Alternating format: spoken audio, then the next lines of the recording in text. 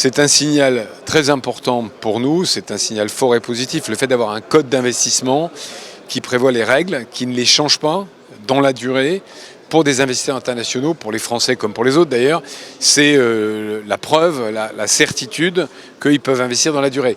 Quand quelqu'un investit en Algérie, il n'investit pas pour 6 mois, il investit pour 5, 10 ans, ça dépend évidemment du business dans lequel il est.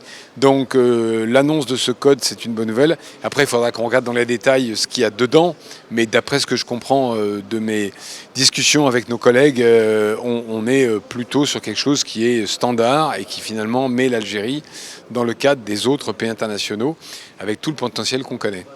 Très bien. On parle de la relance de l'industrie automobile en Algérie avec l'adoption de ce nouveau code d'investissement.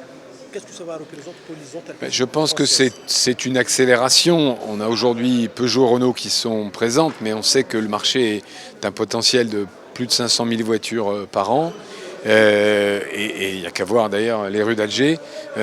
Donc je pense que c'est un accélérateur de décisions qui sont en discussion. Dans la délégation que je préside, il y a évidemment une représentation de Stellantis, Peugeot, une représentation de Renault et même une représentation de Renault Trucks, la partie poids lourd.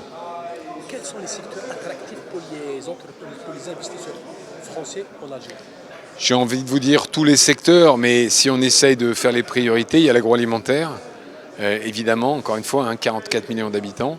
Il y a l'aéronautique, il y a l'automobile, la pharmacie, et puis aussi la finance. L'Algérie, c'est le plus grand pays d'Afrique en taille, en niveau de développement, donc il y a aussi une clientèle pour les banques françaises.